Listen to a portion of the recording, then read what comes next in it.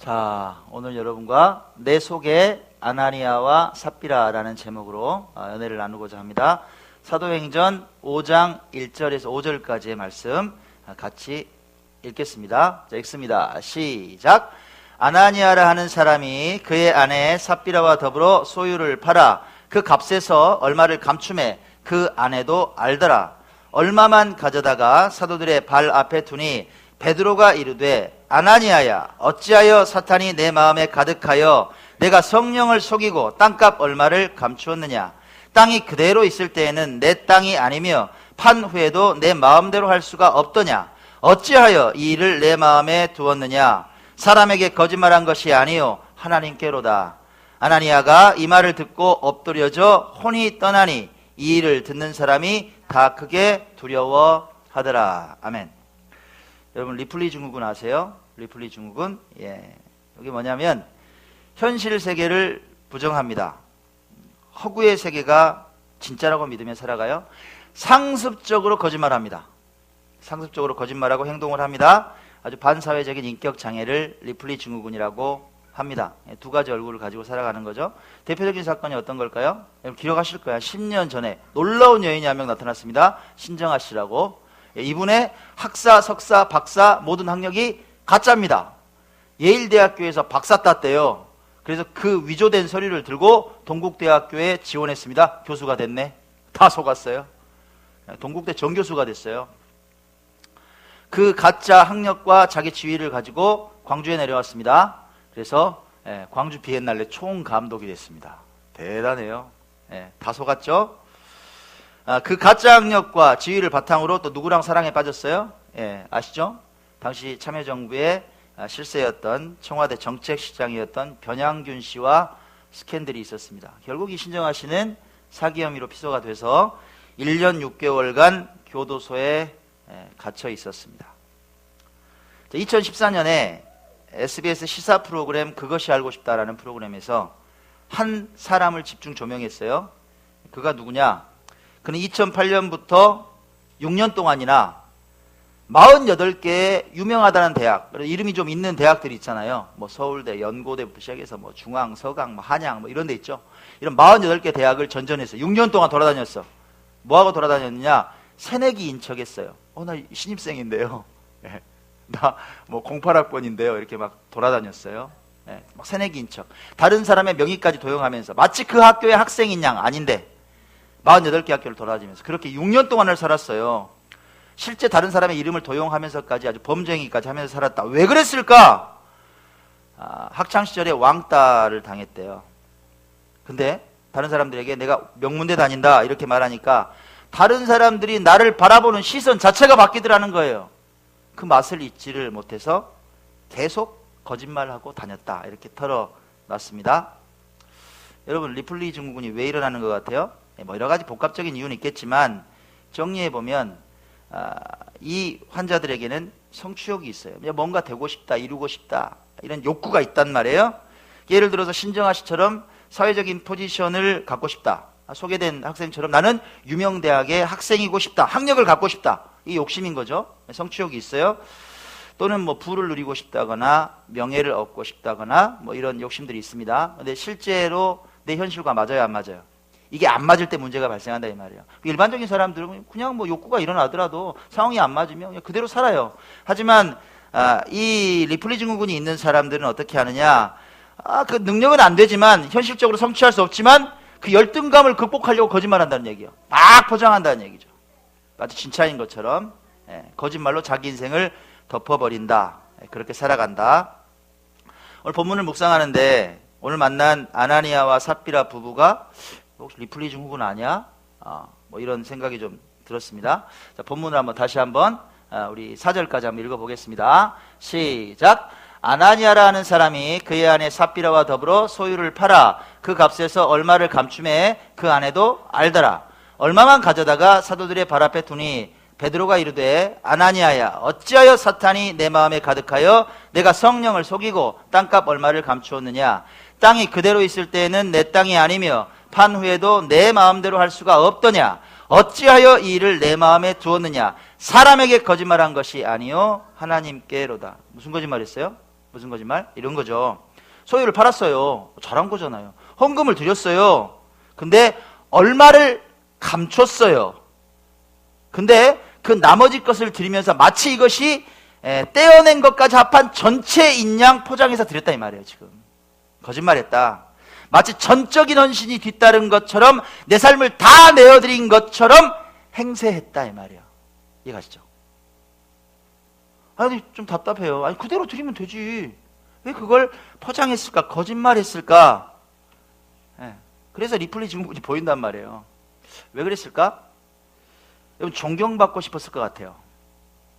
다른 사람에게 인정받고 싶어 했을 것 같아요. 공동체 안에서 이런 거죠. 야 역시 아나니아야. 나 그럴 줄 알았다. 믿음이 대단해. 뭐 이런 칭찬. 진짜 그랬을까? 근데 당시 초대교회 분위기를 보면요 이게 이해가 가요. 여러분 지금 5장까지 왔잖아요. 사도행전 4장으로 넘어가 보면 초대교회의 분위기가 있잖아요. 어떤 공동체였는지 그걸 보면 아나니아의 행동이 이해가 됩니다. 자, 한번 읽어봅시다. 사도행전 4장 32절에서 35절까지의 기록입니다. 시작. 믿는 무리가 한 마음과 한 뜻이 되어 모든 물건을 서로 통용하고 자기 재물을 조금이라도 자기 것이라는 이가 하나도 없더라. 사도들이 큰 권능으로 주 예수의 부활을 증언하니 무리가 큰 은혜를 받아 그 중에 가난한 사람이 없으니 이는 밭과 집 있는 자는 팔아 그 판 것의 값을 가져다가 사도들의 발 앞에 두매 그들이 각 사람의 필요를 따라 나누어 줌이라. 아멘. 여러분께 묻습니다. 하나님의 은혜가 임했다라는 눈에 보이는 증거가 하나 있습니다. 확실한 게 하나 있어요. 저 사람 하나님 은혜 받았네. 확실한 게 있어요. 뭘까요? 여러분 얼굴이 환해진다? 뭐 행복해한다? 이런 걸까요? 확실한 증거가 있어요. 뭐냐? 회개해요. 어떤 회개냐? 지갑이 회개해요. 이해가시죠?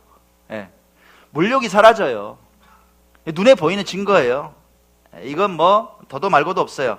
초대교회 공동체는 자기 재물을 자기 것이라고 하는 사람이 있었다 없었다? 없었어요. 내 거 없어요. 그러니까 가난한 사람이 없어요. 왜? 리더십들이 가진 자들이 나누고 섬겼다. 그잖아요. 없는데 뭘 팔아. 근데 가진 자들이 먼저 자기 것을 팔아 나누고 섬겼다. 그 소유를 팔아서 하나님께 전적으로 헌신했다. 이런 사람들이 계속 이어졌다는 얘기예요. 끊이지 않고. 그러니까 반대로 가난했던 사람들, 힘없는 사람들이 어때요? 그 은혜를 같이 나누는 거죠. 은혜를 입는 거죠. 그래서 가난한 사람이 없었다. 자, 이런 공동체 분위기였습니다. 그러면 아나니아와 삽비라는 어땠을까요? 여러분? 에이 왜 저런데? 이랬을까요? 아니면 같이 감동받았을까요? 감동받았겠죠. 그렇겠지 않겠어요? 처음에는 순수했단 말이에요. 감동받았어요. 당연히 나도 올인해야겠다 생각했겠죠. 근데 문제는 뭐예요? 변질됐다 이거예요. 변했다. 마음이 바뀌었다. 아까워요.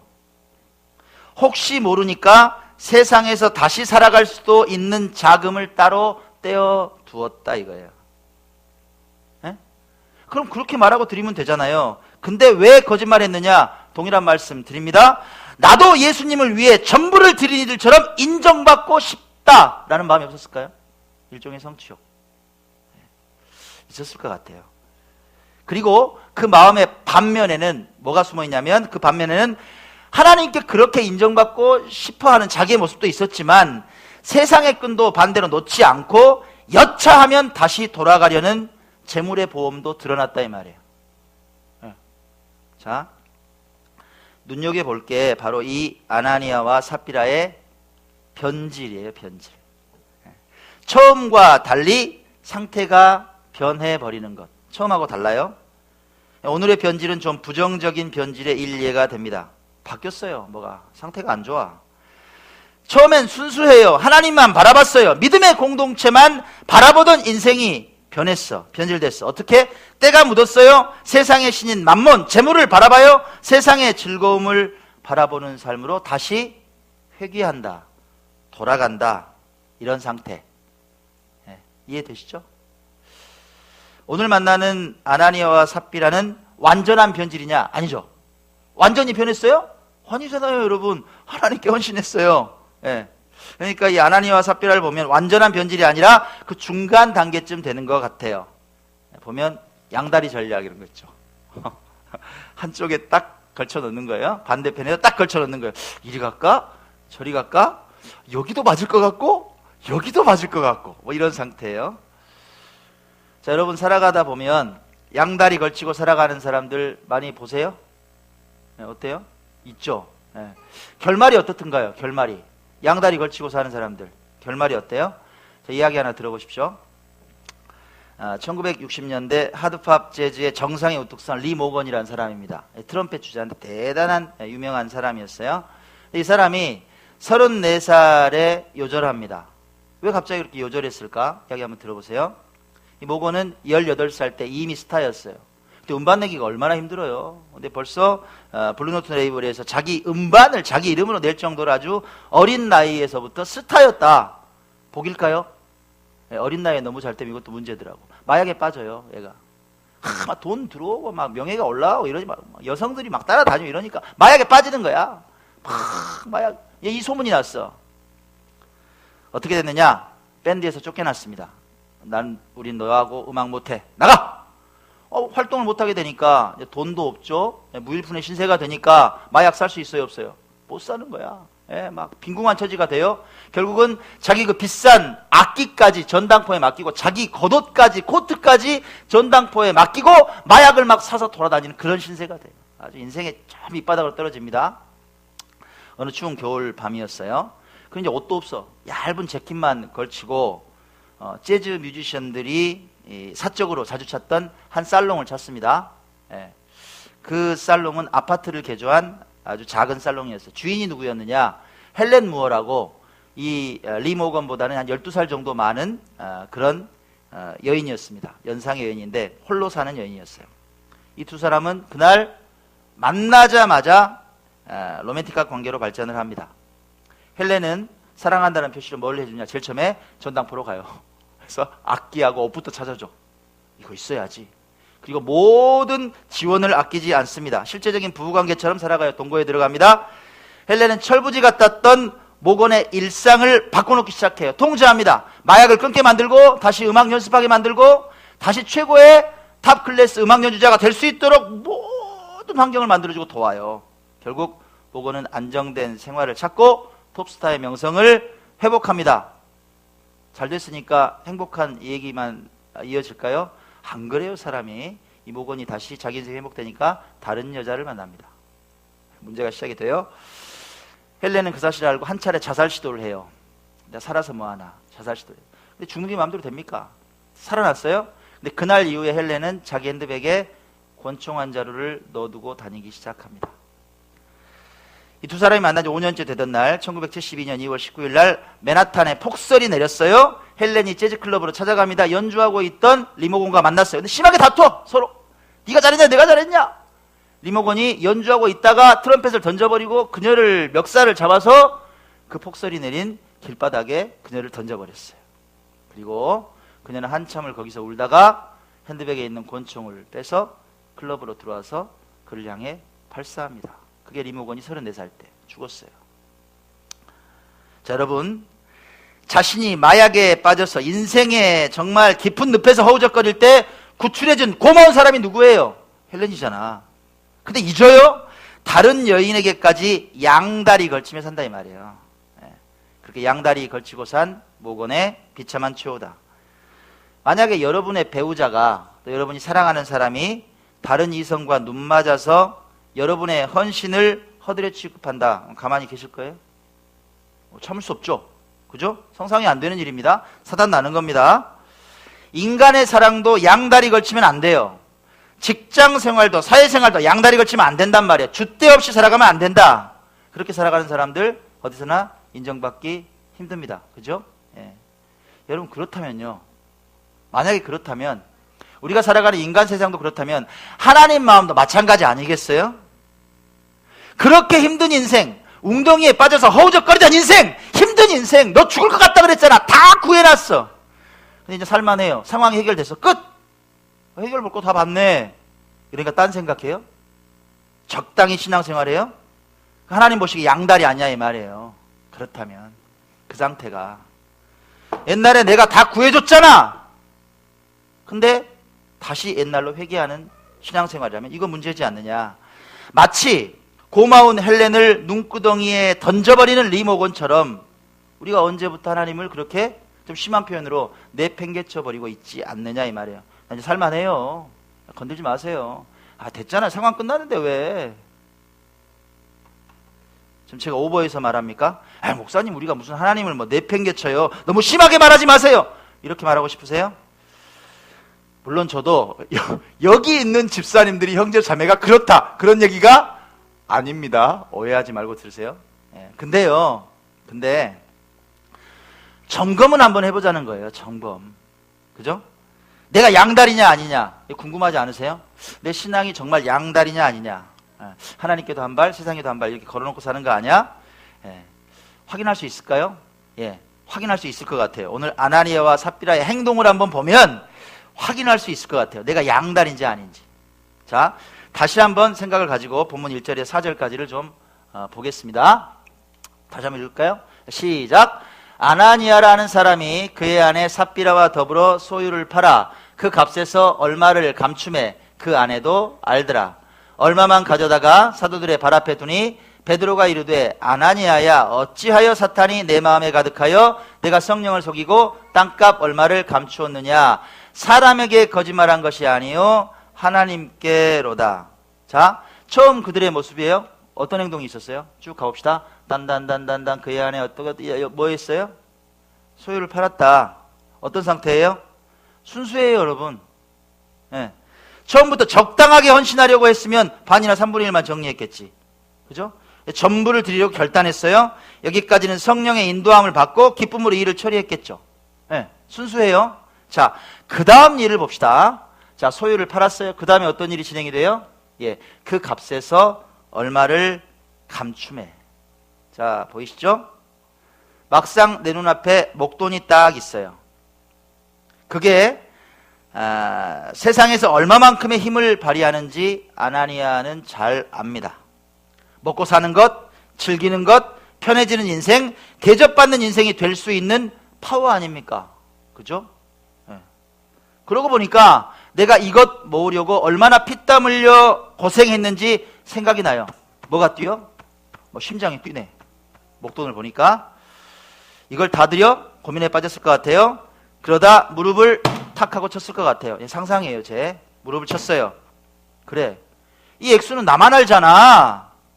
누가 알아? 절반만 드리고 전부라고 그러면 누가 할 거야? 그러면 나는 대접도 받고 비상금도 생기고 일석이조잖아. 역시 나는 머리가 좋아. 빙긋이 웃었을 것 같아요. 그렇게 하자. 그리고 얼마를 감췄다. 조금 제가 재밌게 하려고 이야기를 좀 포장한 건 있지만 대략 충분히 가능한 얘기 아닙니까?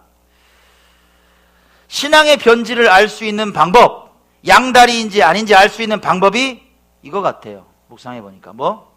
나를 위해 감춰둔 것이 존재하는가? 꼭 재물에 대한 얘기요? 아니요, 그거 아니에요. 재물도 될 수 있죠. 시간도 될 수 있죠. 어떤 편한 인생, 어떤 선택과 결단도 될 수 있어요. 하나님이 원하시는 삶에도 한 발 담그고 나를 위해서 적당히 떼어둔 그것에도 마음을 둔 채로 어떤 생각해요? 아무도 몰라. 감추고 있다면 그것이 양다리 아니겠느냐 이 말이에요. 양다리 아니겠느냐? 여러분께 묻습니다. 네, 저 한번 봐보세요. 저 한번 보시고 여러분 뭐 감춰두신 거 있어요? 아이고, 야 우리 소장님이 예 그래요. 아무도 모를 거라고 생각하며 내가 확실하게 내 인생을 위해 감춰둔 무엇, 그것이 있다면 하나님께서 우리 어떻게 보실까? 그게 지혜일까요? 그게 현명한 것일까? 혹시 그런 마음이, 그런 나의 삶이 있다면 그것이 내 안에 있는 아나니아와 삽비라의 마음이라 이거예요. 그거다. 나를 위해 감추어둔 것, 보험 들어놓은 거, 뭐 일반적인 보험 말하는 게 아니에요. 나를 위해서 뭔가 막 안전장치를 마련해 놓은 거. 우리가 기억해야 될 것이 있습니다. 여러분, 하나님께서는 훤하게 우리 속을 꿰뚫고 계신다. 훤하게 꿰뚫고 계신다.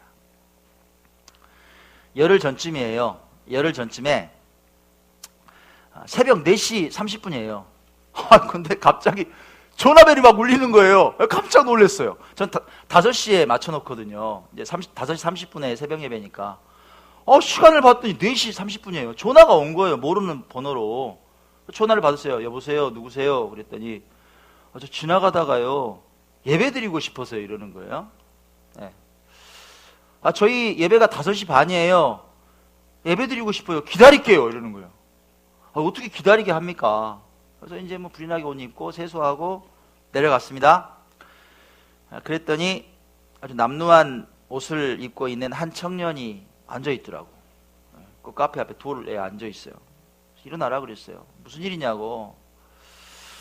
딱 사정이 있는 것 같아요. 이야기를 좀 들어봤습니다. 이야기 들어봤더니 뭐 좀 예상할 수 있는 스토리가 흘러요. 무슨 얘기냐? 보육원에서 자랐대요. 근데 그동안 한 3년 정도 숙식을 할 수 있는 곳에서 열심히 일을 했대요. 숙식 해결되는 곳에서 열심히 살았는데 그만 상황이 안 좋아져서 그만두게 됐답니다. 그래서 다시 일거리를 찾으려고 열심히 알아봤대요. 그랬더니 강원도 어느 곳인가 횟집인데 구한대요. 그래서 전화를 했더니 올라오면 채용을 해주겠노라고 했다는 거예요. 근데 뭐가 없다? 차비가 없어. 차비가 없어요. 그렇게 말을 해요.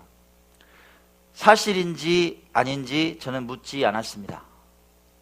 그냥 도와줘야지 하는 생각이 들었어요. 오죽하면 여기까지 와서 이럴까 싶은 마음이 들었습니다. 밥도 안 먹은 것 같아요. 그래서 편의점 데리고 가서 밥도 먹이고 성교원금 봉투에 5만 원 정도 담았습니다. 그래서 메모도 했어요. 우리 형제 힘내요. 제 예전에 광주대학교 제자하고 이름이 똑같더라고. 진원이라고. 우리 진원이 형제 힘내요. 하나님께서 함께 하세요. 이렇게 메모해서 응원하고 하나님께도 간절히 기도했어요. 같이 예배 드리는데 강원도 갈 차 시간이 다 됐다는 거예요. 그래서 일어납니다. 잘 가라고 배웅했습니다. 그게 한 열흘 전쯤이에요. 그리고 며칠이 지났습니다. 지난 화요일 새벽 5시쯤 됐을까? 또 벨이 울려요. 그 청년입니다. 화요일날. 이번 주 화요일이에요. 지난번 일이 잘못돼서 사정이 생겼답니다. 그러냐고 내려갔어요. 무슨 일이냐고 하면 얘기해보라 그랬어요.